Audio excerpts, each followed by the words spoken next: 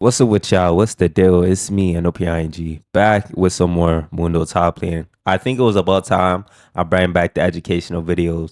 Alright, so in this game, we're actually up against a Pantheon matchup. Now, this matchup is kind of more Mundo favorite because as y'all know, Pantheon does fall off after level 5. And I did realize that Pantheon took Phaedrus this game, so he's mainly looking to just do short trades and abuse the fact that he does have mobility over me. So I won't be able to trade back into him. Alright, y'all. So heading into laning phase, my main thoughts going into the Pantheon matchup is basically not feeding any kills early, because early game level 1 to level 3 is where Pantheon can really spike. And if you do give this champion kills, he will be able to snowball with it, which you have to be very careful about. Alright, now into these early level 1 trades. Pantheon was doing a good job at the dying my Q by standing in the minion wave, so I started to get a little bit more aggressive. One thing I didn't realize here is he actually got his level 2 prio, which actually made me take a bad trade here. But thanks to my second win, we are actually healing up from that trade, and thankfully the wave is frozen here, so this really denies Pantheon's ability to engage onto me. And since the wave is so pushed up, he also needs to worry about getting a gank from my jungler.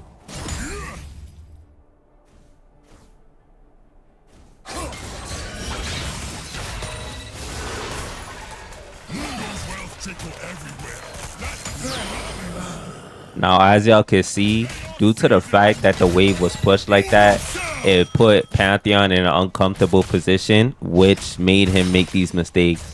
Now, as y'all know, when playing top lane, it's very important to be capitalizing on the mistakes of your opponent. And you also need to make sure that you're abusing everything that you have in your possession to make sure you're getting a lead.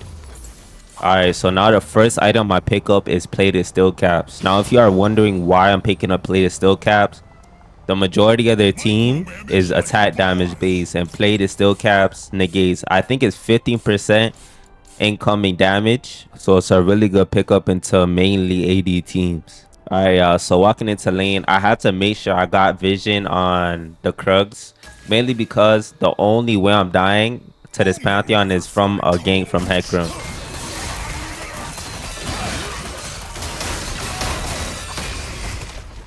Now, the reason I lost that trade was because I traded in the mini wave. Honestly, I thought I was strong enough to deal damage, but he really negated all the damage I could do with his shield. Alright, though, we have level 5, and at this point, I'm strong enough and confident to make a trade into him. Now, a quick tip to playing Mundo is always using your E as your last ability, because your E has a larger attack range than your regular autos. Alright, so heading back into lane, of course, I'll set up a freeze here, mainly to try to punish this Pantheon. But then I realized that Pantheon actually left lane, so instead of freezing, we're going to try to capitalize and take some plates instead. Alright, now instead of tapping the turret and getting demolished, I decided to clear the wave that's coming next. Mainly because the minions are going to do damage to the turret, he's going to lose minions that way. And I get the CS from this wave right here. And then when I turn back on to the turrets, I can get a lot of plating, as you can see. Alright, so right here, Morgana is really trying to contest, but I'm just way too tanky for it. Several and Morgana rotated, so I'm kind of baiting here. I still have my ult, I'm holding it, waiting for them to commit. Boom. Turn back onto them. I flash. And we get the kill on Morgana, and we still come out alive, which is pretty crazy. Honestly, that was mad risky, but I'm just glad that that paid off. Alright, so heading back into lane. Honestly, I think this Pantheon is tilted at this moment, and I'm pretty sure he goes AFK. So at this point, I'm just trying to end out the game as fast as possible. I'm fed. We're getting plates. We have hearts still coming up, and I'm just gonna rush right into Titanic after that. Alright, so as I said, after taking turret, we're gonna base here. We're gonna pick up our Heartsteel, and we're gonna run straight into Titanic. Now, the reason I go Heartsteel Titanic is, one, because Titanic scales off of max HP. So the more HP I have, the more AD I get off of Titanic, and really, it's just the perfect item for Mundo. Alright, so heading back into lane. I'm holding a slight freeze right here, just to deny anybody who's in the lane who's looking to see us. Now, due to this freeze, Sivir got greedy and she ended up pushing up. Now, this is a perfect opportunity to just run her down for free, bro. Regardless of the flash, we have ghosts, and it's a free kill. Alright, so after getting the kill on the Sivir, I ended up waiting top lane a bit more. I'm playing safe because I don't know where the team is. Sivir pushed up again. Instantly gets to punishing her. I'm holding ult here.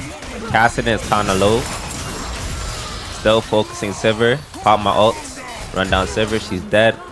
Then I realized my team were collapsing. And Morgana's about to get caught. Morgana goes down. And honestly, this is the perfect scenario you want to be in with Mundo. Just tanking and baiting the enemy team. And especially when your team collapses, it's a free GG. I'm telling you. Alright, so right here, I was looking to take the second inhibitor turret. Sadly, Cassidy was just waiting there and stopping me from getting it. So we take Bs, big buys. We pick up Titanic here. Honestly, in this moment, I was thinking, should I go Gargoyles or go Glory Enchant? But then I figured I probably need some more sustain in the team fight just to make sure I don't go down here. As I said, like, we is 5-0 right now. We really can't die. So I was looking into going Mantle or Sterix. Mantle is looking way prettier, mainly because you get the armor and magic resist, and it's more healing. Alright, so right here, this Morgana is showing no respect. Instantly ghost, instantly ult, and she's going down. I flashed onto her before her ult could finish. Now, the reason I flashed there was because if she ulted me there and I did get CC'd, there's no way I was killing her under turret, bro. She was running right back to base. But now that Morgana is dead, I'm looking for the push onto the T2. I do see that Hecarim's rotating, and I probably do not want to be fighting this Hecarim, so my plan was just to avoid him at all costs. He looks like he's showing me respect. He gave me the B, and it's good luck from here. So from here, I started to build the Spirit Visage, mainly to get that healing, and Cassidy and Morgana are doing a bunch of magic damage, and turns out we don't have no magic resistance yet, so I'm going to just get to working on that.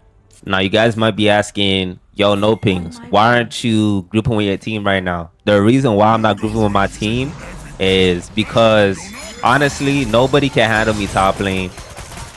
And I just want to use this pressure to allow my team to get other objectives around the map. So right here, I decide to run down the Cassidy. The Q hits. I'm running him down. He's a bit too fast. Honestly, I could have went for it, but I did not want to agree. Because I'm 6-0 right now. Hecarim rotates. Don't really care about him. Gets a straight focusing the turret. We take it down. We pulled Hecarim. We pulled Cassidy in top lane. And it's a free Drake just off of that. Alright, so right here again. I'm standing in brush. I'm just waiting for anybody to push up so that I could capitalize on it.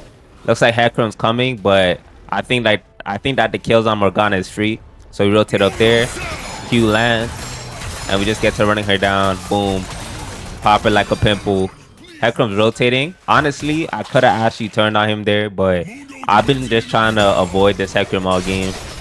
Now, Sivir is pushing up here, and I kind of want to kill her. I see my ult's coming up in like 2 seconds. So it's pretty free. We run her down. We get the kill.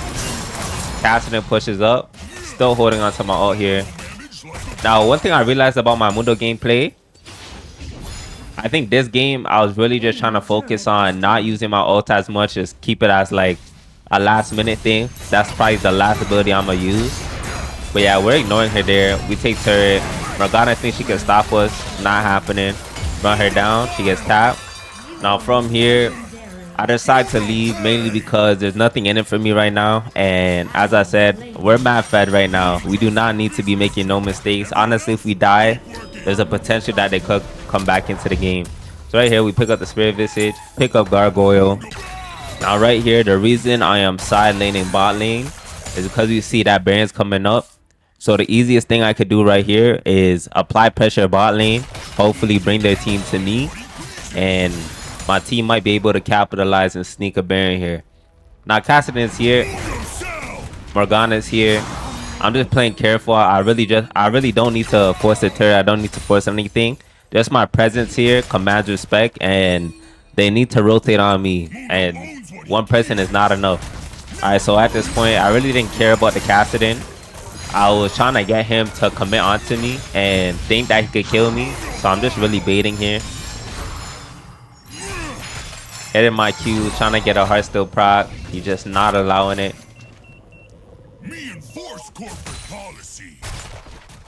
Really just trying to see if he's going to try and kill me here since I'm worth a lot of gold.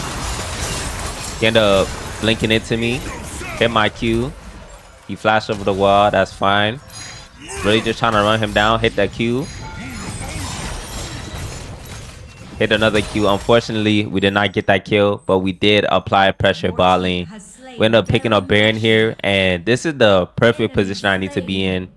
Cassin is pushed out of lane. Morgana cannot block me. We just take turrets for free.